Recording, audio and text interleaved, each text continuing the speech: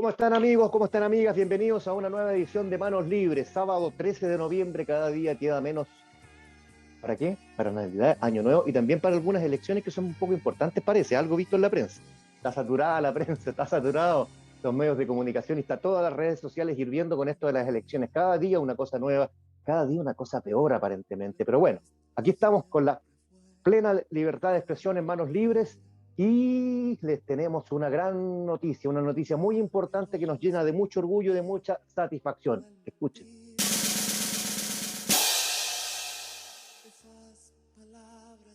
La confianza se agradece y Manos Libres estamos muy gratos de tener nuestro primer auspiciador. Llevamos poco más por ahí de un mes y medio de estar en este programa en YouTube y ya tenemos nuestro primer auspiciador. Una alegría tremenda y una gran responsabilidad.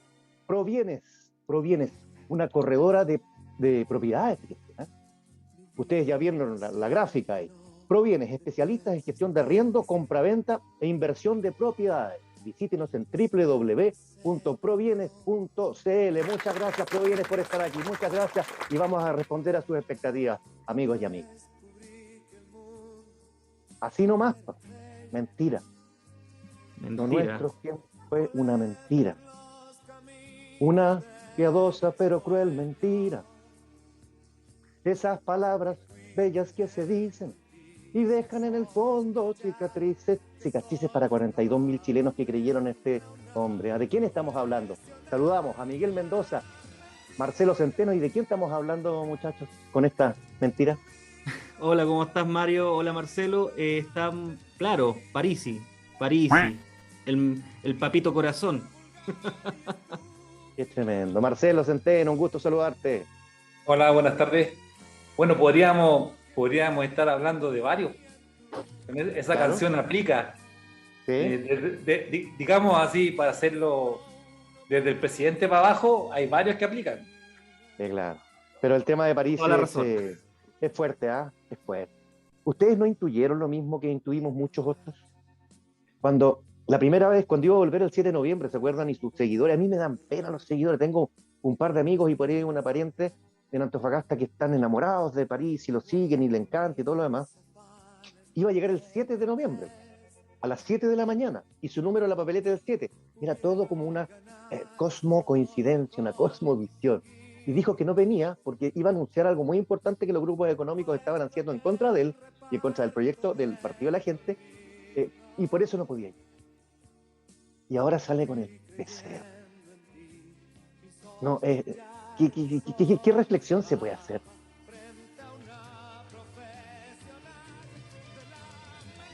No sé, yo creo que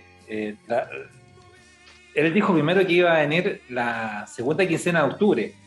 Claro. Después fue corriendo y corrió a noviembre, y después que había perdido el vuelo porque no tenía el PCR, y luego que el PCR le salió alterado con COVID, y todo calza, pollo. Las fechas calzan justo para que ahora que tiene COVID no pueda viajar porque justo está hasta el día de la votación, no podría votar, entonces no puede viajar. Claro, Exactamente. y el problema, chicos, es que si él llega a Chile, claro, de procesarlo puede que tenga una medida cautelar, cosas así, pero después él quiera volver y no va a poder volver si llega a Chile ahora. ¿Por qué? Porque tiene una causa pendiente de lo que es tribunales de familia y específicamente de lo que es la pensión alimentaria que él debe a su ex esposa. Entonces, todo eso causa una tremenda desconfianza dentro donde la gente piensa y todavía le creen, porque el compadre habla muy bonito, tiene una verborrea bastante incluso yo te puedo decir, cuando él estaba en la red junto con su hermano, Gianfranco se llama Mario el hermano, Antonino. o Antonino, perdón, Antonino Parisi. Claro, yo me las creía, porque están, oye, los compadres capos, pero empezaron a verse las cosas truchas, primero con los de los colegios, y ahora él dice que es un, dice que es es una persona que tiene una persecución política. Sí, Y claro. es mentira, mentira. Si la persecución no se llama política, sino es una persecución de faltar a la verdad y también de pensión alimenticia, que le debe más de 200 millones de pesos a su exmujer. Mira, fíjate que a mí me pasan varias cosas. Ustedes saben que yo conozco bastante a Franco Parisi, yo fui quien lo inventó comunicacionalmente, un pequeño Frankenstein. La primera aparición en medios fue gestionada por mí, digamos, y en lo sucesivos durante 2 años y medio, 3 años también. Es un tipo extraordinariamente inteligente, extraordinariamente seductor con las ideas que plantea, él convincente, te convence absolutamente. Yo tenía una teoría que se cumplió, digamos, en cierta medida. Yo creo que él no, yo pensaba que él no iba a llegar a primera vuelta, porque ¿para qué correr el riesgo? Ahora, si eventualmente él llegara a pasar a segunda vuelta, afronta el riesgo, pues, probablemente. Pero esto ha sido realmente una cosa bastante escandalosa, bastante bochornosa, y que deja muy mal parado a los candidatos a diputados y a senadores del Partido de la Gente. Yo tengo un muy buen amigo, Rodrigo Silva, que va candidato a senador por Santiago por el Partido de la Gente. Y esto no le hace ningún favor, lamentablemente. No es una cosa que aporte ni que ayude a los intereses que quizá noblemente están tratando de levantar ese grupo de chilenos. Yo creo que hoy, que es sábado ya y estamos en la mitad del fin de semana, siempre los sábados a esta hora hacemos las dos secciones más agudas de repente, por decirlo así. Por la boca muere el pez y el pastelazo de la semana. Yo adelanto que para mí París podría ser el pastelazo. En el transcurso del programa vamos a seguirlo viendo, pero definitivamente lo de Parisi es impresentable y yo creo que no va a volver y no va a llegar. Y ¿saben qué una cosa? Yo sospecho mucho, no sé, Marcelo y también Miguel, que son del área de salud, yo sospecho mucho del test que él publicó, porque el test que él publicó solamente se ve su nombre, Parisi Franco, Parisi, Franco arriba, y detected el COVID-19, pero no hay ningún dato, fíjense, ojo con eso, no hay ningún dato de dónde se lo hizo, ubicación geográfica, dirección, digamos, y tampoco el nombre de la clínica o del centro de salud donde se lo hizo. Como periodista yo soy bastante desconfiado, entonces yo digo, ¿por qué no publica el nombre de la clínica? Porque inmediatamente los periodistas llamarían a la clínica. Yo sospecho que puede ser un test falso o adulterado. Ahora yo creo que el tema con por qué no, esa sospecha tuya de por qué no pone el nombre del centro donde se hizo el PCR, es porque si no pone el centro, no está falseando nada, no está haciendo una falsificación de un instrumento. Pero si ponen el centro donde se lo hizo y es falso, se lo cagan. Los gringos en eso, olvídate. Sí, claro. Entonces, claro. No es... Me quedé pensando cuando tú lo dijiste. Y yo decía, pero claro, los gringos son súper huellados con el tema de la seguridad pública, pues también son súper huellados cuando alguien usa su nombre para validar una o sea, si yo pongo la clínica Los Tres Chanchitos, me dice el PCR y me salió positivo, puta, la clínica Los Tres Chanchitos, weón, no se va a prestar para que... Ahí se querella el Estado y se querella la clínica. Y se querellan y ahí las demandas no son por... No, pues este weón se puede ir preso en Estados Unidos por se puede ir preso y lo dejan en pelota. Y es cárcel efectiva, pues weón. Claro.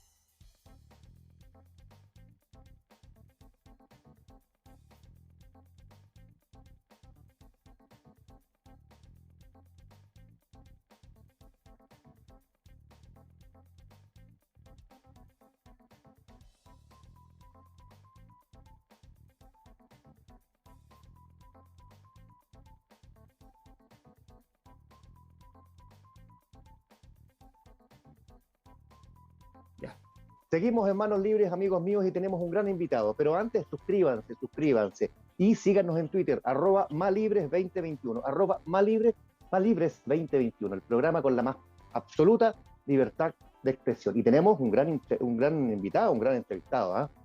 Se trata de un abogado constitucionalista. Ya van a empezar a adivinar nuestros seguidores. ¿Eh? Voy dando pistas y van a ir a adivinar. Abogado constitucionalista de la Universidad de Chile con un doctorado en Derecho en la Universidad de Edimburgo, ¿eh? Nada menos.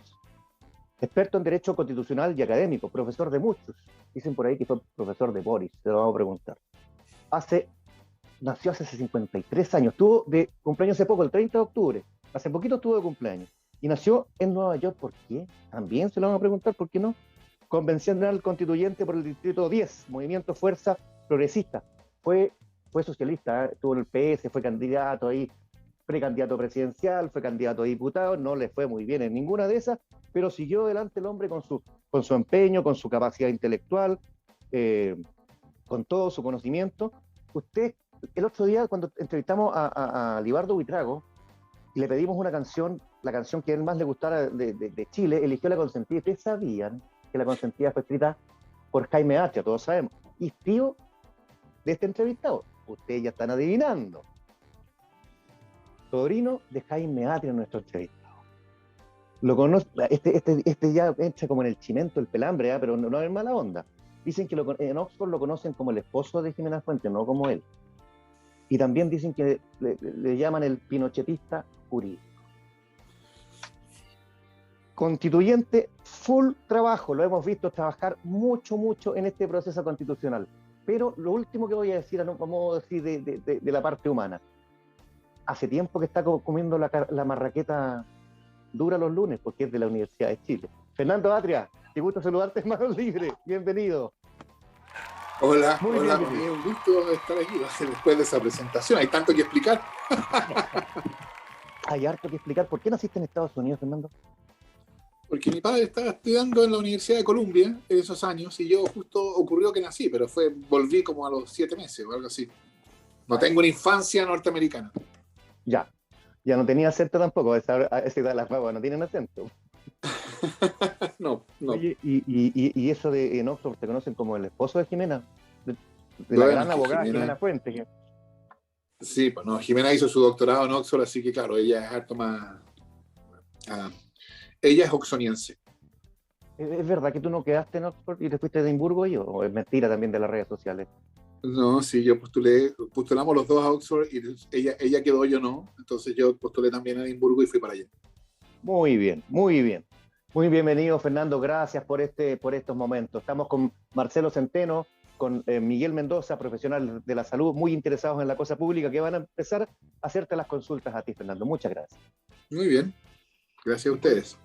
Hola, Fernando, ¿cómo estás? Mira, es un gran honor tener a una persona que está haciendo la Constitución, y en un programa anterior estuvo Libardo Buitrago y habló sobre el nuevo orden político y el nuevo orden.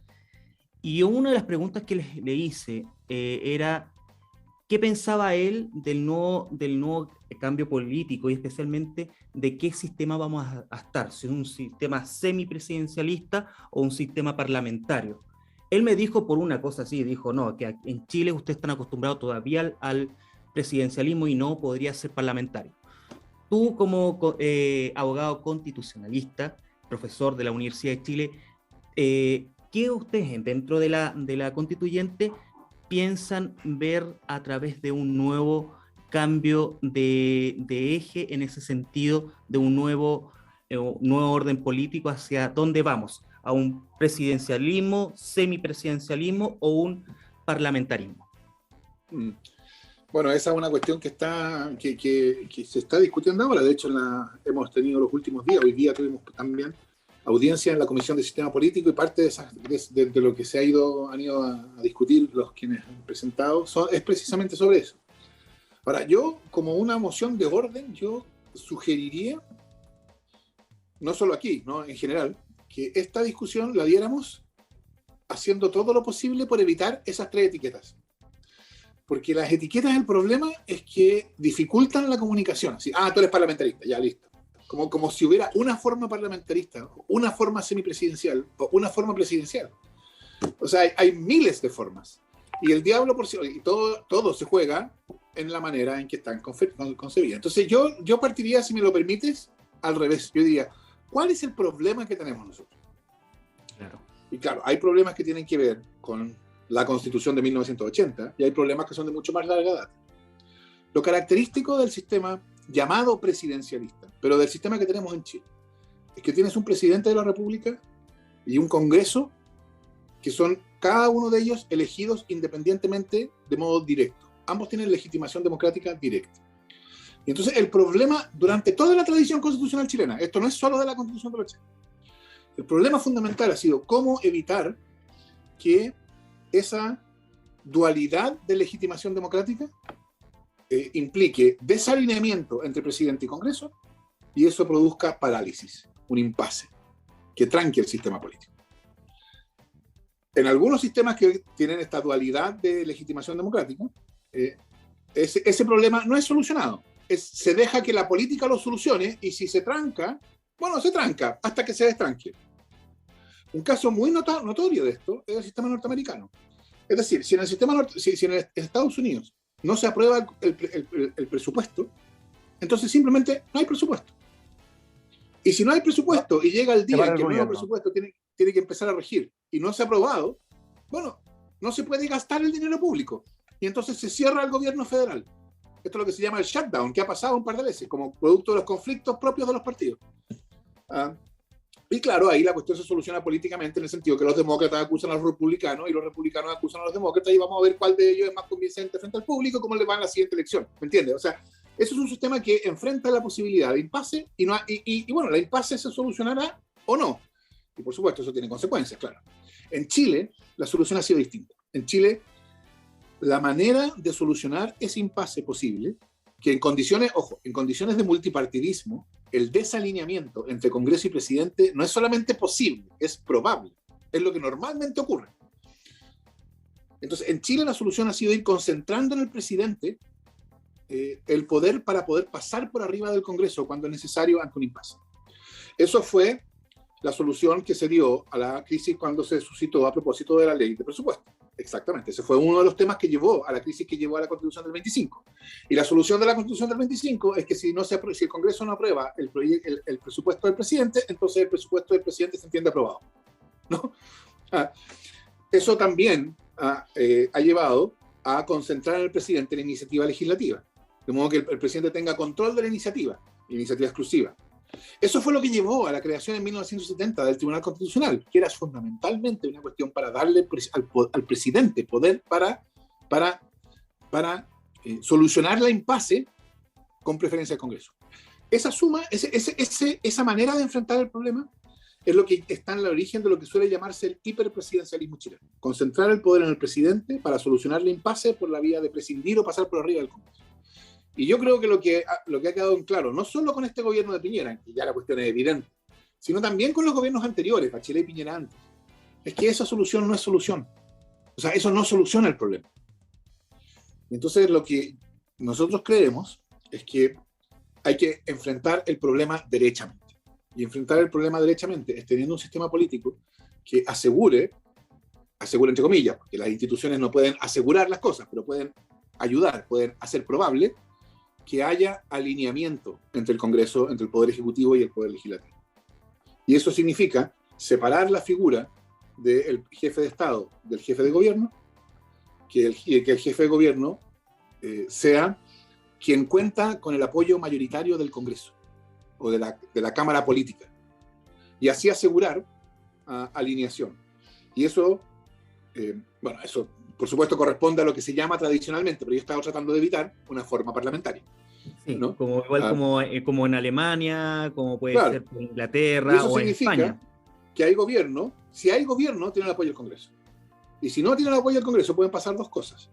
Una es que el Congreso censura al gobierno y el gobierno cae el gobierno, pero sin producir crisis política, ¿no? Eso es parte de lo que puede ocurrir.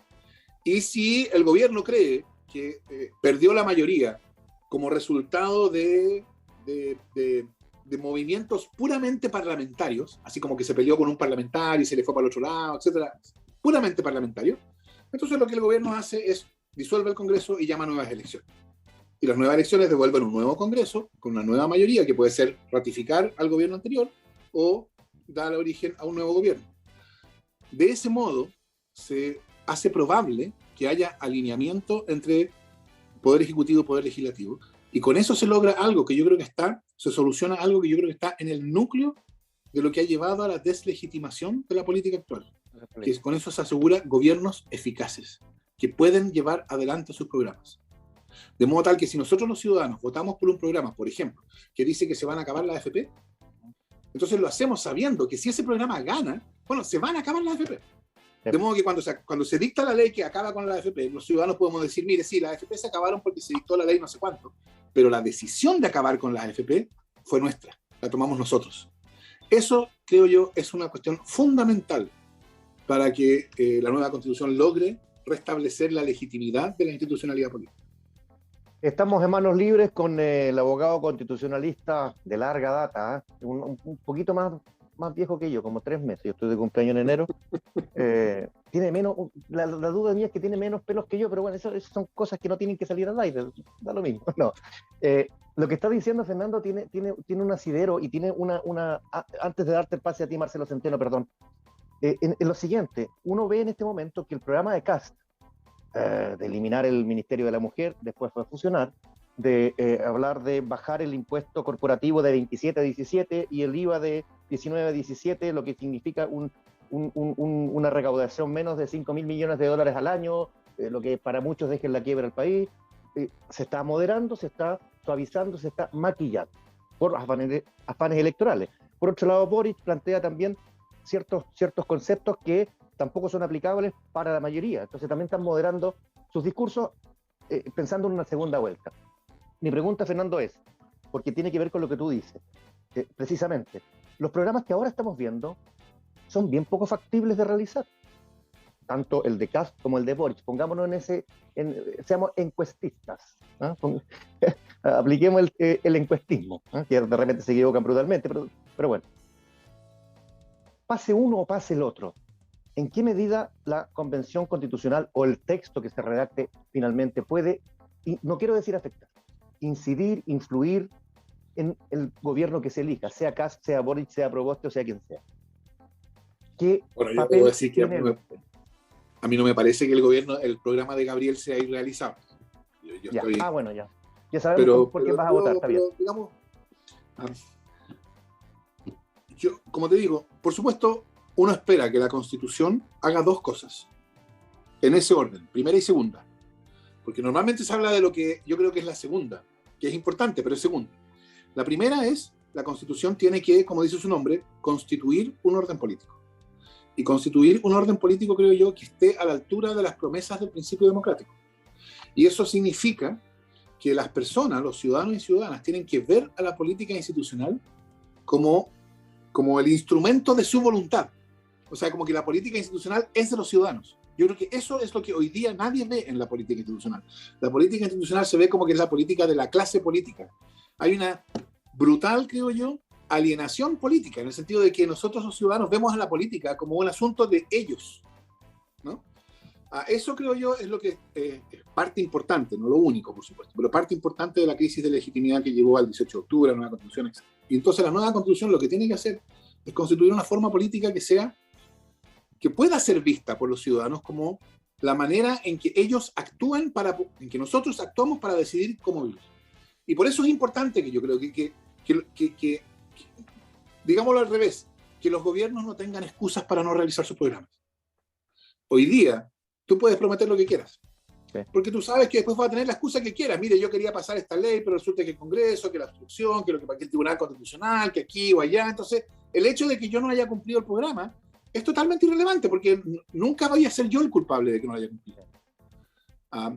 Entonces, un sistema que produce esta alineación de la cual estábamos hablando es un sistema que le quita excusas para no cumplir el programa y entonces hace probable que se cumplan los programas. Y eso creo yo que valida. Como te digo, no es lo único, hay más cosas de las cuales hablar. Entonces yo diría, la nueva Constitución lo que tiene que hacer es, por un lado, constituir una forma política eficaz que le prive de excusas a los gobiernos para no cumplir sus promesas. Y segundo, que también es importante, pero es segundo, tiene que limitar el poder estatal para asegurar derechos fundamentales. Eso es evidente, ¿no? Por ejemplo, una de las cosas que propone el programa de José Antonio Kast es restablecer las facultades que estaban en la disposición 24 transitoria de la Constitución de 1980. Que si tú tienes 3 meses menos que yo, te recordarás de la disposición transitoria, ¿no? O sea, una que autorizaba al presidente para declarar unilateralmente un estado de emergencia y para arrestar personas en lugares que no sean cárceles. Eso está dicho tal cual. Bueno, ese es el tipo de cosas que la Constitución debería impedir que se hiciera. Sí. Entonces, por un lado, forma política eficaz y por otro lado, dar las garantías básicas de los derechos fundamentales que limitan el poder. Estamos en manos libres. Marcelo Centeno, ¿cuáles tus consultas para Fernando Atria? Es que, bueno, entrevistado y yo tengo muchas dudas, y me gustaría preguntárselas todas, pero no tenemos tiempo.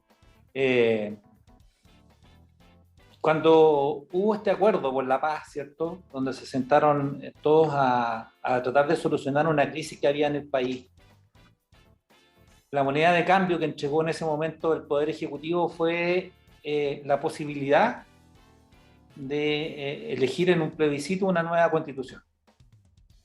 Como si esa fuera o se percibiera la solución a los problemas que tenía el país. Yo no sé, yo personalmente creo que el problema, o sea, la Constitución obviamente es ilegítima, fue dictada en dictadura, no fuimos consultados en un plebiscito trucho, tiene todos los elementos para declararla nula, digamos. Pero ¿será efectivamente la solución de todos los problemas que tenemos en Chile la Constitución? ¿Cuánto vamos a demorar? Porque la Constitución es un marco general, es un marco muy vago, ¿cierto? La bajada son las leyes, los reglamentos, las normas que se dictan después. ¿Cuánto nos vamos a demorar en operacionalizar todo esto para efectivamente tener un país que dé cuenta de lo que fue el estallido? Porque en el fondo el estallido no fue, oiga, nosotros queremos una constitución nueva. No, nosotros queremos un nuevo trato, queremos un Chile que sea más digno, un Chile donde hayan derechos sociales garantizados, un Chile donde no hayan más abusos. Y en el fondo, lo que no dicen todos, un Chile, ese desprecio por la política, un Chile donde no haya corrupción. Un Chile donde todos sabemos que la ley de pesca fue construida bajo corrupción y todavía no se deroga. O sea, entonces, ¿será la nueva constitución? Digamos, yo de repente me asusta pensar que nos podemos frustrar cuando tengamos el resultado de la nueva constitución y los problemas que teníamos el 18 de octubre sigan existiendo. Que nos sigan cagando. Yo respecto de eso, lo que yo diría es que quiero decir dos cosas respecto de tu pregunta, Marcelo. Una, sobre cómo se sabe qué es aquello por lo cual fue el estallido, ¿no? ¿Cómo decidir por qué fue el estallido? Esa es una. Y otra es sobre la Constitución. Respecto a lo primero, no es una pregunta que no es nada de obvia, ¿no? Porque uno podría decir, no, es que yo estaba en la marcha y todos los carteles decían algo, pero no era así. Había miles de carteles. Y había miles de cosas que se dijeron. Y yo creo que siempre es así. O sea, uno siempre lo que tiene, que se manifiestan políticamente distintas demandas, y lo que la política hace, una política democrática, es tratar de, mejor, lo que distintos actores políticos hacen, es interpretan lo que pasa, diciendo, mire, todo esto que está pasando en realidad significa que Chile está demandando esto. Y el otro dice, significa que Chile está demandando esto otro. Por ejemplo, para el 2011, lo que la derecha decía, no, lo que Chile está demandando es que el mercado funcione mejor y que sea más meritocrático, etc. Entonces, más mercado en la educación. Y lo que decía la izquierda era, lo que se está demandando es derechos sociales. ¿Cuál de los dos es verdad? ¿Cómo se hace eso, creo yo? Y la respuesta es, lo que uno tiene que hacer, lo que los actores políticos hacen, es ofrecen interpretaciones, ¿no? Nosotros interpretamos que lo que está pasando el 18 de octubre, los días siguientes, es que este momento tú tienes razón, yo lo llamaría de negatividad, de no a todo esto, no más abuso, no más AFP, no más políticos, no a la Constitución. Todo esto no estaban mezclados, ¿no? Y entonces los actores políticos dicen, nosotros entendemos que esto es en realidad o sea que esto se vehicula a través de la demanda de nueva Constitución. Eso es una interpretación que puede probar ser correcta o incorrecta. ¿Qué es lo que prueba si es correcta o incorrecta? ¿Qué es lo que en el caso del 18 de octubre y del 15 de noviembre probó, a mi juicio, que era una interpretación correcta? Bueno, que en reacción a lo que había ocurrido el 18 de octubre en adelante, se abre este proceso constituyente y después este proceso constituyente es ratificado por el pueblo, con un 80% en el referéndum. Yo creo que el sentido del plebiscito y el resultado del plebiscito es precisamente, diría yo, dar una respuesta política a tu pregunta. Bueno, ahí fue el pueblo el que dijo, sí, en realidad, cuando nos interpretaron en el sentido de que estábamos demandando una nueva constitución, acertaron, porque si no, habríamos rechazado.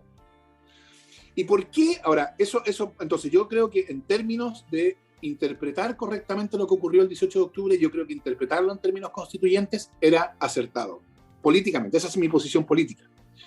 Ahora, ¿cuál es la lógica de esto? Que, bueno, que para tener todo eso que queremos, para acabar con el abuso, para tener derechos sociales, para acabar con o por lo menos luchar contra la corrupción, en fin, para todo eso, para tener una política distinta, una política que no sea despreciada por los ciudadanos, y eso es muy brutal hoy día, yo creo. Yo creo que lo que se necesita es que la política cambie. Y entonces la pregunta es, ¿por qué la política es como es? ¿Y cómo podría cambiar? Y mi respuesta no sería que justo ahora, justo, tuvimos la mala suerte de que llegaron personas con bajos estándares a Valparaíso. Así como si antes hubieran llegado mejores personas y ahora llegan más malas personas. No, yo creo que el problema es la manera en que la Constitución organizó la política y la cultura política que fue lentamente evolucionando bajo esa organización. Entonces, por eso yo sí creo que una nueva Constitución no va a producir, por supuesto, la solución inmediata de todos los problemas. Pero yo creo que nosotros sabemos que con la política que conocemos, ese problema no tiene solución. ¿Cuánto tiempo llevábamos discutiendo sobre reconocimiento de pueblo originario, sobre refundación de carabineros, sobre pensiones, sobre salud, sobre educación? Dime tú, los últimos 30 años, ¿en qué caso uno puede decir, mira, ahí se identificó un problema importante que enfrentaba Chile y la política fue capaz de enfrentarlo con una decisión transformadora que fue eficaz? Yo creo que salvo la reforma procesal penal no hay ninguno. Y son 30 años en que Chile cambió completamente. Entonces, el problema fundamental, creo yo, no el único, pero el fundamental de Chile era la política. Y la política es como la Constitución dice que es, porque la Constitución es eso, lo que constituye la política. Por eso yo creo que fue una interpretación correcta y que, por eso yo creo que efectivamente lo que ocurrió el 18 de octubre fue que el pueblo salió a la calle y rechazó la Constitución existente. Y por lo tanto creo yo que la interpretación constituyente que se dio el 15 de noviembre a eso que había ocurrido fue una interpretación acertada, que fue ratificado por el pueblo después el 25 de octubre y después el 16 de mayo. De una manera rotunda el 25 de octubre del año pasado. Estamos con Fernando Atria, constituyente, abogado constitucionalista de los más connotados. Aquí yo no le hacemos la pata a nadie, Fernando, somos bien pesaditos. Te saqué el tema del pelo incluso, pero sí. Yo como reportero antiguamente o no tan antiguamente, uno abogado constitucionalista, Fernando Atria, entre otros. Fernando, muchas gracias. Oye, suscríbanse además, a Fernando también se tiene que suscribir y síganos en Twitter, Más Libres 2021, Manos Libres. El inicio del proceso constitucional fue bastante bochornoso con lo que ocurrió el primer día, ¿no es cierto? Yo no sé cómo tú lo viviste. Posteriormente ha habido algunos episodios, yo creo que el más triste ha sido de Rojas Vade. También te lo quiero dejar ahí para que lo apuntes. ¿Cuál es tu pensamiento tan racional como, sino que qué es lo que sentiste? ¿Qué es lo que te pasó a ti? ¿Te dio rabia? ¿Te dieron ganas de mandarlo a la cresta? No tengo idea.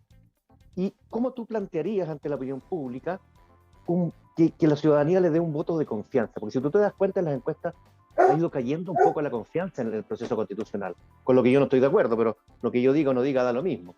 El perrito está allá y está bien. Sí. Entonces, esas tres cosas te quiero decir. Desde el minuto 1 hasta ahora, que hoy día es sábado 13 de noviembre, cerca de las elecciones, cerca de fin de año, en fin, el episodio, no sé, dramático de Rojas Vade y que se ha ido cayendo un poquito la expectativa, si le hacemos caso al encuestismo. ¿Qué nos podrías comentar tú al respecto? ¿Cómo tú podrías generar una nueva confianza, esperanza o una relación más positiva con la gente? Déjame partir por el final. Yo creo que esto que veníamos hablando y que yo le contestaba a Marcelo, de la razón por la cual yo creo que hubo una crisis de legitimación que hizo derrumbarse, o sea, que hizo que el pueblo saliera a la calle y dijera no a todo esto. Yo creo que no fue una cosa que empezó el 17 de octubre y estalló el 18 de octubre. Yo creo que fue un proceso largo de deslegitimación progresiva de una política institucional que era cada vez más vista como ajena por las personas. Y eso no se pudo solucionar antes de que llegara el momento en que estalló. ¿Pero qué significa eso? Significa que para que se abriera la oportunidad de solución, fue necesario que esa crisis de legitimación se desarrollara hasta el grado máximo, ¿no? Hasta el grado en que se vino todo al suelo. Y el problema de no haber sido capaz la política de enfrentar el problema antes, porque se intentó, ¿no? El proceso constituyente de Bachelet, marca tu voto antes, ¿se acuerdan? En fin, eso tiene consecuencias, no es gratis. El hecho de que nosotros tengamos que discutir y darnos la nueva constitución después de que la anterior se hundió por sí sola hasta el fondo. ¿Por qué te digo eso? Porque yo creo que hoy día lo que hay es una suerte de desconfianza de las instituciones, pero es bien brutal. Yo creo que es desconfianza de las instituciones porque son instituciones. Entonces, ¿no por lo que hacen? No. ¿Solo por serlo? O sea, quiero decir, digamos, el hecho de que estemos hablando de instituciones hace que la gente sospeche de ellas. Por supuesto, lo que hacen puede agravarlo, etcétera, ¿no? Entonces, ¿por qué importa esto? Porque yo creo que la Convención Constitucional en algún momento dejó de ser una demanda, una expectativa, una esperanza y pasó a ser una institución que existía. Y en el momento en que pasa a ser una institución, bueno, además que ha estado bien bajo ataque, ¿no? Mucha información falsa, mucha tergiversación. Para y farándula. Sí, pero esa campaña contra la Convención trata de capitalizar esto, de que ahora la Convención es una institución realmente existente y entonces ahora como hay sospecha de todas las instituciones, eso afecta también a la Convención. Y además, la Convención tuvo que pasarse 3 meses discutiendo su reglamento. La discusión reglamentaria era una discusión fundamental, sin reglamento no se puede continuar, evidentemente. Pero yo creo que desde el punto de vista de las personas, esa discusión reglamentaria era medio ininteligible. O sea, era una discusión casi leguleya. Entonces yo creo que muchas personas se decían, nosotros no elegimos una convención para que discutan estas leguleyadas. Nosotros elegimos una convención para que discuta sobre salud, sobre educación, sobre agua, en fin. Pero claro, la convención tenía que estar discutiendo eso que no era lo que las personas esperaban que estuviera discutiendo. Y eso produjo un desajuste entre lo que se esperaba que estuviera haciendo la convención y lo que la convención tenía que estar haciendo. Y yo creo que esos 3 primeros meses, por eso yo creo que fueron en ese sentido problemáticos. Eso se acabó, afortunadamente. Por eso era tan importante terminar los reglamentos, para poder entrar a la discusión de las cuestiones de fondo, que es la discusión en la cual hemos estado desde principios de noviembre. Y eso yo creo que va a ayudar a la convención, porque ahora se va a alinear lo que la convención está haciendo y lo que las personas esperan que esté haciendo. Por cierto, eventos como el de Rodrigo Rojas ciertamente no ayudaron. A mí me produjo sorpresa, fue como una sucesión de reacciones o de emociones, ¿no? Sorpresa inicialmente, era algo increíble, ¿no? Sorpresa, tristeza e indignación, por así decirlo en ese orden. Sí, perfecto. Pero yo espero que eso se termine de solucionar adecuadamente, para lo cual, yo lo he dicho varias veces, es necesaria una reforma constitucional que permita la renuncia y el reemplazo del convencional Rojas Madera. ¿Has hablado con él, Fernando? No. Él dejó, digamos, desde que se supo esto, no apareció nunca más por la convención. Entonces yo no he tenido más contacto con él. Pero yo espero, perdón. O sea, que yo espero que la cosa empiece a cambiar. A medida que la convención vaya avanzando en la discusión propiamente constituyente de contenidos, yo creo que va a ser visto como que algo importante está pasando en la convención. Exactamente. Fernando, parece que en la base del conflicto, ¿cierto?, está el sistema político electoral que tenemos en Chile, ¿ya? ¿Es posible con este sistema político electoral, con esta poca participación que se les da a los independientes en las elecciones que tenemos hoy día, elegir un parlamento que va a ser el que se supone, debería llevar a efecto los cambios que dicte la nueva constitución, podemos confiar en que este sistema político electoral efectivamente va a transformar el texto de la constitución en hechos En realidad. reales. Bueno, ahí se juega la realidad de la nueva constitución. O sea, si la respuesta, si lo que pasa es que no, entonces lo que van a decir, bueno, en realidad esto se presenta como una nueva constitución, pero es una reforma constitucional más, la misma constitución remozada. Por eso yo creo que lo que es fundamental es que la nueva constitución cambie la experiencia política de los ciudadanos. Que vean que la política es distinta. No, yo creo que lo importante no es que se solucionen todos los problemas en una semana. No, lo importante es que se vea que la política es distinta. Porque si la política es distinta, el hecho de que sea distinta le va a ganar un espacio, y con ese espacio la política va a poder actuar, y el hecho de que actúe va a hacer que tenga un poco más de apoyo, y se va... Porque yo creo que lo que llevó al hundimiento de la forma política anterior fue un círculo vicioso. La política era incapaz de actuar. Como era incapaz de actuar, los ciudadanos veían que no llevaba adelante las reformas, las transformaciones, etcétera, y se alejaban. Como se alejaban, la política era más débil todavía, porque mientras más deslegitimada una política democrática está, más débil es, obviamente. Como era más débil, hacía menos. Como hacía menos, los ciudadanos se alejaban. Como se alejaban, era más débil. ¿Me entiendes? Eso era un círculo vicioso. Yo creo que la nueva constitución lo que tiene que crear es el círculo virtuoso contrario, ¿no? Como la política es vista como distinta por la nueva constitución, empieza a ser capaz de actuar para realizar las promesas de la nueva constitución. El hecho de que empiece a ser capaz de actuar hace que la ciudadanía se acerque a ella, se legitime. El hecho de que se legitime hace que sea un poco más fuerte, eso permite que actúe más. Que actúe más, quiere decir que los ciudadanos se acercan, y eso entonces es el círculo virtuoso contrario al círculo vicioso que lo hundió. Por eso yo partía diciendo que yo creo que es tan importante tener presente que lo que la Constitución hace no es solo limitar el poder, esa es la segunda cuestión. La primera es constituir un poder eficaz para actuar, precisamente para lo que tú dices, Marcelo, para que los ciudadanos vean que está pasando esto, porque si no lo ven, si no lo viven en su experiencia, entonces van a quedarse en promesa, y ya no estamos para promesa, ciertamente. Y se Ahí está para promesa, claro. Y se corre el riesgo de que si se llevan a efecto las propuestas transformadoras de la sociedad que en su mayoría representan los convencionales constituyentes, tengamos algún problema de los que tuvimos en la década de los 70. Podemos tener ruido de sables, podemos tener... ¿qué crees tú? ¿Está el ambiente? Yo creo que no.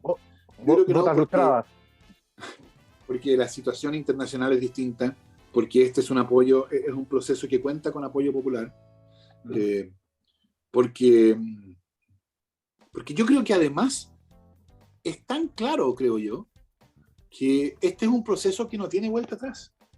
Esto me llama la atención a mí con estos convencionales que, Kast de hecho ya anunció que iba a estar por el rechazo, todavía no lee el texto de la Constitución y ya va a estar por el rechazo. Porque parecen pensar ellos de que si el proceso constituyente fracasara, porque que ganara el rechazo sería eso, ¿no? Fracaso. Ellos parecen pensar que si el proceso constituyente fracasara y no llevara a una nueva constitución, vamos a volver todos a vivir en paz y tranquilidad bajo la Constitución de 1980. Y yo creo que eso es totalmente irrealista. Esa Constitución ya fue desechada por el pueblo el 18 de octubre y después el 25 de octubre del 2020 por 80%. Entonces, no hay vuelta atrás. ¿Me entiendes? Entonces, por supuesto que un proceso constituyente significa discutir cosas que no son habitualmente discutidas. O sea, abrir cuestiones. Y eso genera incertidumbre, por cierto. Pero la incertidumbre, la verdad, es que ya estaba generada desde el 18 de octubre, ¿no? O sea, aquí tenemos una crisis y la pregunta es, o sea, lo que tenemos todos que celebrar, creo yo esperaría que todos celebren, es que no solo tenemos una crisis, eso no es para celebrar. Lo que sí tenemos que celebrar es que tenemos un camino de salida de esa crisis. Y si ese camino de salida termina siendo un callejón sin salida, o sea, no llevando a ninguna parte, bueno, volvemos a quedarnos con la pura y simple crisis. Y yo espero que quienes se opusieron durante 30 años a la nueva Constitución se vayan progresivamente dando cuenta de que la mejor apuesta para el futuro de Chile, sea uno de derecha o de izquierda, por supuesto que uno podrá tener discusiones sobre cómo le gustaría que diga la nueva Constitución, por cierto, pero la mejor apuesta para el futuro de Chile es que el proceso constituyente sea exitoso.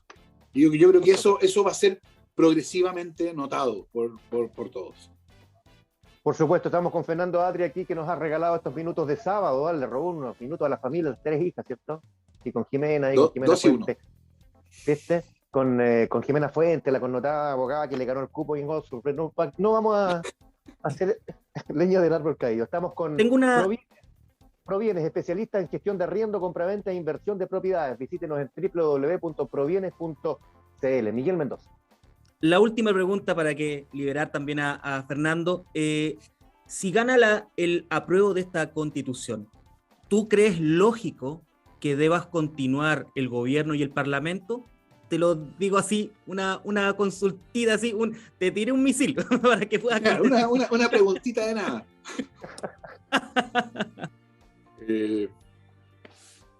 Yo creo que esa es una pregunta, Miguel, que no se puede responder todavía. La regla constitucional dice que la convención, la nueva constitución que salga de la convención, no podrá poner fin al mandato de autoridades electas, salvo que los órganos que integren sean eliminados o sustancialmente modificados. Entonces, si no hay eliminación o modificación sustancial de los órganos, la Constitución no puede poner término a los mandatos existentes. Por lo tanto, para responder esa pregunta, habrá que saber si va a haber modificación sustancial de qué órganos. Mi impresión es que es probable que la haya, ¿no? O sea, yo creo que sí va a haber modificación sustancial. O sea, que la posibilidad constitucional de plantear la discusión que tú sugieres con tu pregunta se va a abrir. Y claro, yo creo que es desafortunado que esa es una discusión que se va a plantear justo después de una elección presidencial, porque eso va a ser acusado como que porque no les gustaba el candidato, el que salió elegido, o no les gustó el resultado, quisieron cambiarla, acortarlo después. Hay que recordar que el cronograma original suponía que todo esto iba a quedar solucionado antes de la elección presidencial. Se corrió todo 6 meses por el COVID, ¿no? Y claro, tiene esta consecuencia desafortunada. Pero va a haber que discutirlo en su momento. La pregunta va a ser, ¿cuáles van a ser los mecanismos de transición hacia la institucionalidad de la nueva Constitución?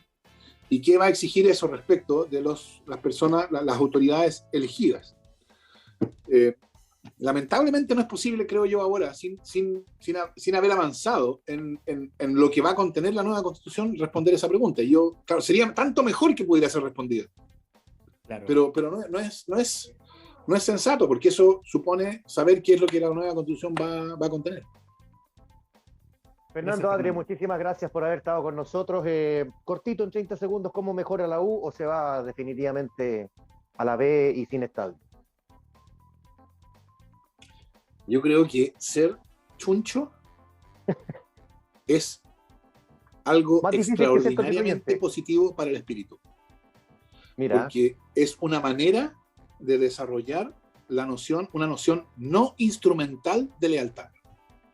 Bien. Ningún partidario de la Universidad de Chile es oportunista, por definición. Bueno, porque si alguien está ahí porque quiere ganar, está claro que eligió mal. Está cagado. Hay algo, tristemente, muy educativo en ser chuncho. Muy masoquista. Bueno.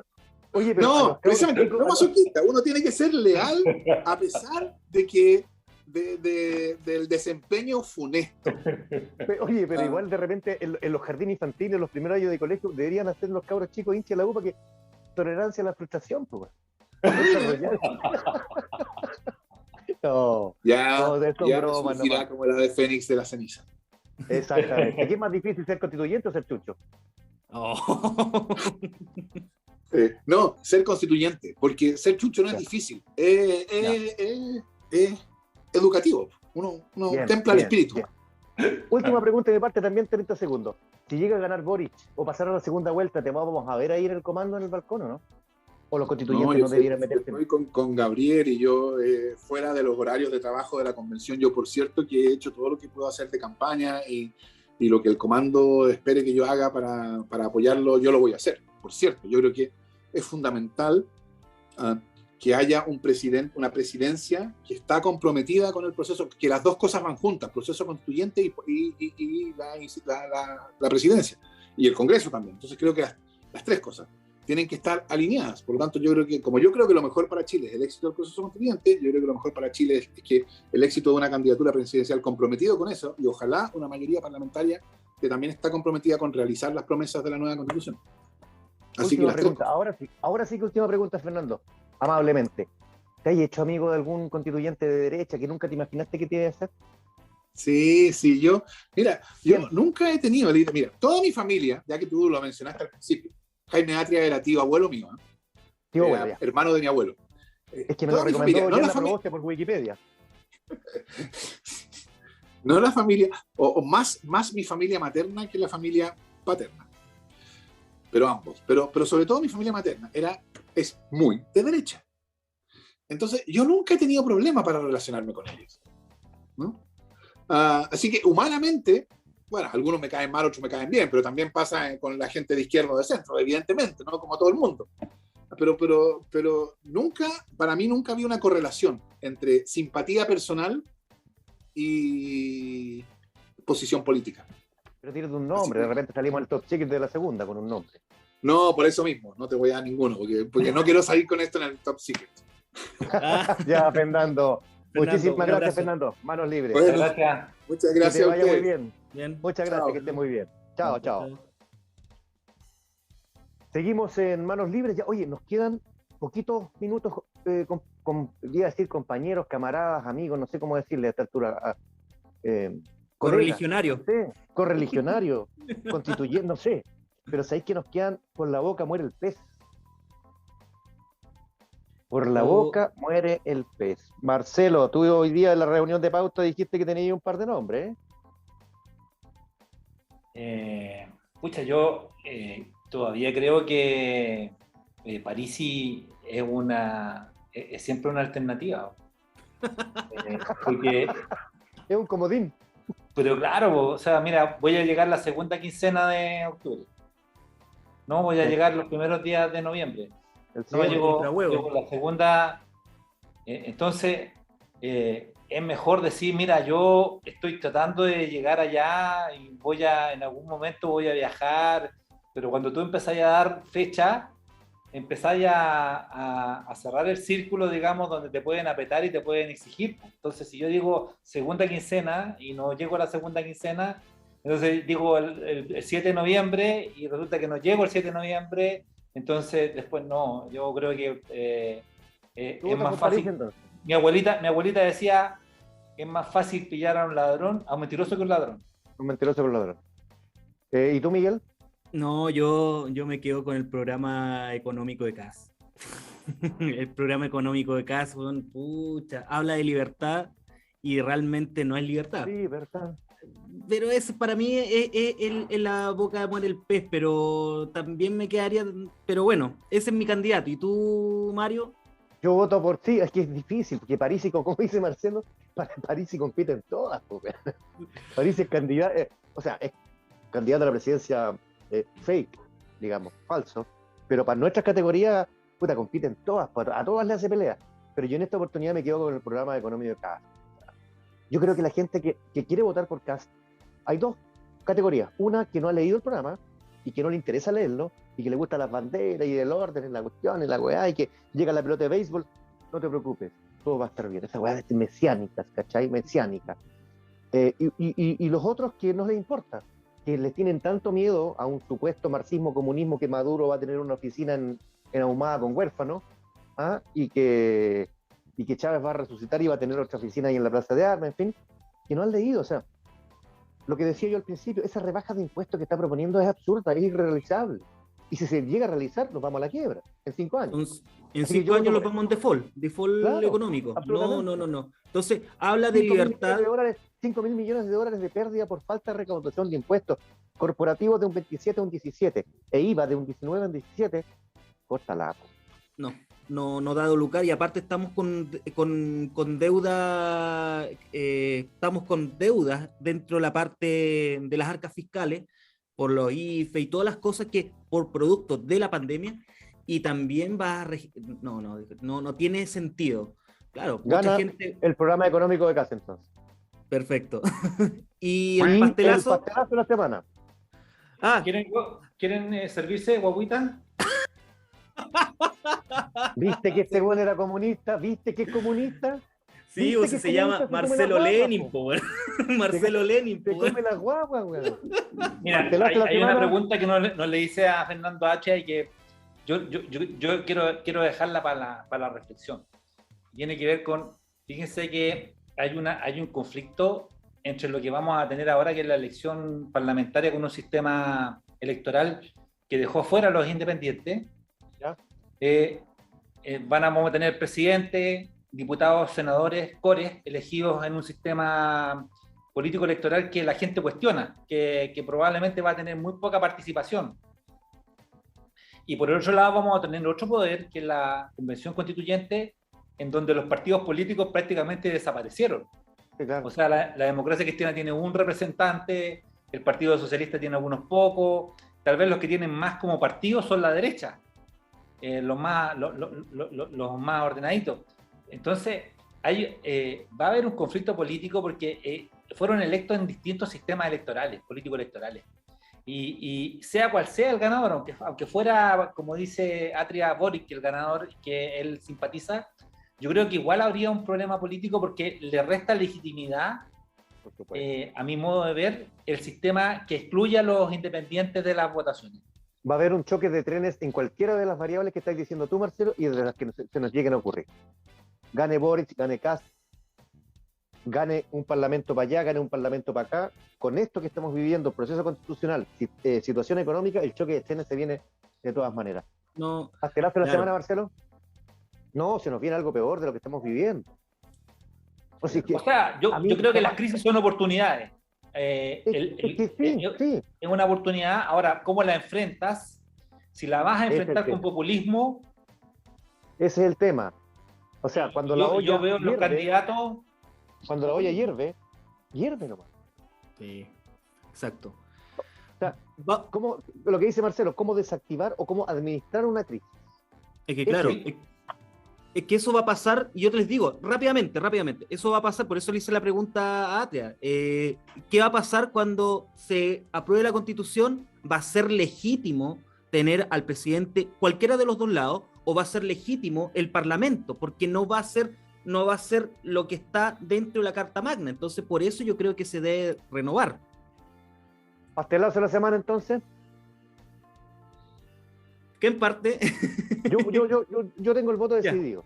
Yo había pensado en Naranjo, pero Parisi supera cualquier cosa. Parisi, pastelazo de la semana, como dicen en Twitter, publicación instalada. ¿Cómo? Fija, una vez así. No, yo voto por Parisi, definitivamente.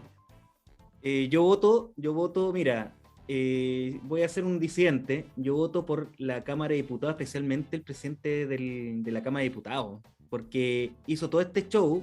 Después, obviamente, el show de Naranjo, claro, y estaba hablando, las 15 horas de amor que le estaban diciendo en el Frente Amplio, las 15 horas de amor Pero después, obviamente, él firmó y ahora está haciendo campaña, pero no firmó para el cuarto retiro. Entonces, está haciendo mucho trampilla el presidente Paulsen de Diego Paulsen. la Cámara. Marcelo, el pastelazo de la semana. Por las implicancias que puede tener para la elección, por lo cercano que está a la elección, esta acusación que hay contra los candidatos, especialmente Kast y Boric, de las feministas. Yo creo que hoy día no están los tiempos, como lo discutimos en algún programa, para despertar el demonio que llevan adentro algunos grupos en contra de los actos machistas y los actos absolutamente reñidos, digamos, con la situación actual. Kast tiene un programa donde dice que va a terminar con el Ministerio de la Mujer y va a crear el Ministerio de la Familia. Los beneficios sociales solo van a ser para mujeres casadas. O sea, eso hoy día, o sea, yo no sé si algo pueda mover más a ese 51% de mujeres que hay en Chile a votar en contra de cualquier candidato que esté en contra de esa persona, o lo que le pasó a Boric, que también es acusado esta semana por una mujer. Yo creo que esas cosas no sabemos el peso que va a tener efectivamente en la votación. ¿Y tu voto entonces, pues, Marcelo? Yo lo dejaría con Kast, con este machismo en su programa. Entonces estamos mal, porque tú votáis, es que hagamos ritmo televisivo.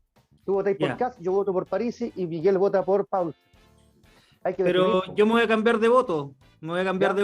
Yo voy a, claro, ahora voy a decir yo creo que me quedo con Parisi, porque si bien lo de Kast puede pasar para la próxima semana, lo mismo que está pasando con Boric, con una acusación de abuso que fue hecho el año 2012 y después el 2016, entonces está complicado lo de la mujer, pero eso yo creo que reviste una semana más. Pero lo de París es impresentable porque realmente es una tremenda mentira y empezamos así el programa. Por eso yo lo dejo como el pastelazo de la semana. Muy bien, amigos. Sábado 13 de noviembre, ya llega la Navidad, llega el viejo Pascuero, llegan los regalos, la familia, conche, el gasto de plata, la cuestión.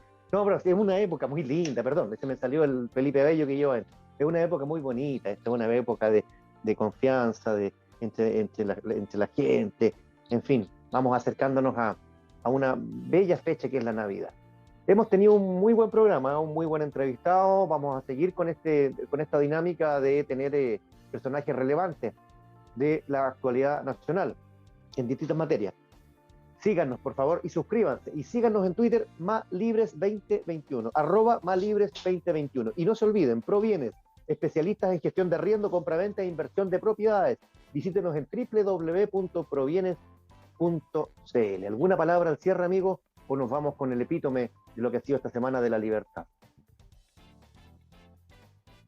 Cri, cri, cri, cri. Solamente decir, los vemos y que ojalá sigamos creciendo como programa y además también, como dice nuestro programa, manos libres, ser libres. Entonces nos vamos con libertad. Buen resto del fin de semana. Buen resto del fin de semana. José Luis Perales, que este es el último gira que hace mundial, se retira el hombre. Ya está bueno, está viejo el hueón. Pero linda la canción. Abrazos a todos. Nos vemos. Chao. Saludos. Saludos.